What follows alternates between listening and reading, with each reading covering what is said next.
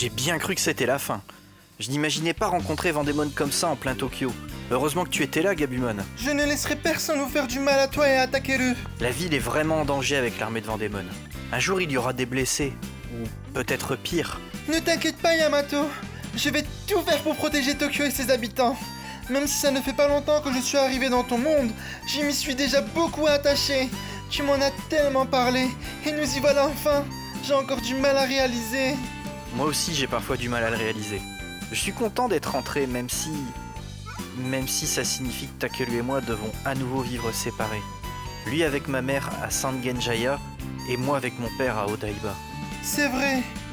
Vous habitez dans la même ville et pourtant, on a l'impression que vous êtes si éloignés. J'avoue que je me sens un peu perdu. C'est vraiment immense, Tokyo. Oui, tu peux le dire. C'est vrai que tu dois être désorienté. C'est très différent du monde numérique. À moi d'être ton guide maintenant. On va retracer tout ce qu'on a traversé depuis qu'on a quitté le camp. Alors, on a commencé par le lieu que Genai nous a indiqué. Hikarigaoka, c'est ça? Oui, c'est ici que nous habitions tous il y a quelques années lorsque les premiers Digimon sont arrivés dans notre monde. Tokyo est divisé en plusieurs arrondissements et Hikarigaoka se situe dans l'arrondissement de Nerima, au nord-ouest de la capitale. C'est un quartier résidentiel plutôt paisible, on y trouve un grand parc qui est un peu le poumon vert de la ville.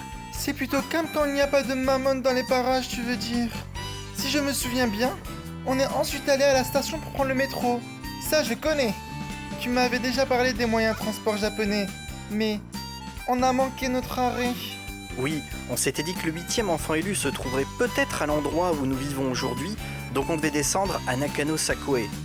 Mais on était tellement fatigués qu'on s'est endormi et retrouvé à Shinjuku, un quartier très animé au cœur de Tokyo, à mi-chemin entre Hikarigaoka et Odaiba. C'est vrai, il y avait beaucoup de monde, mais aussi des endroits pour manger. Je me suis régalé. Ouais, sauf qu'on a dépensé tout l'argent qu'il nous restait, ce qui nous a contraints à terminer en stop. D'ailleurs, je n'ai pas vraiment apprécié ce voyage avec cet humain. Il n'avait pas l'air très gentil. J'ai mieux aimé la traversée à Dodikakumon.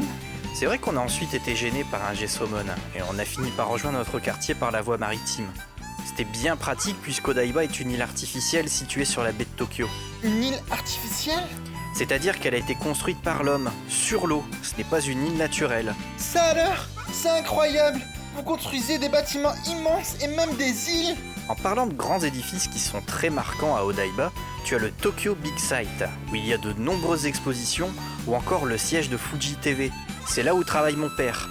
Et sinon notre grande roue aussi. Ah oui! Et tout ça rien que dans votre quartier? Il y a aussi beaucoup d'autres choses autour, comme cet endroit où il y avait Death Meramon. Oui, la tour de Tokyo dans l'arrondissement de Minato, on avait cru que le 8e enfant se trouvait dans le quartier portuaire de Shibaura. Puis on a fini cette journée mouvementée à Shibuya.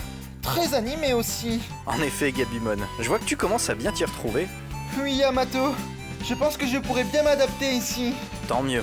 Et tant qu'on n'aura pas trouvé le 8e enfant, on peut encore découvrir plein d'autres endroits. En avant, Gabumon!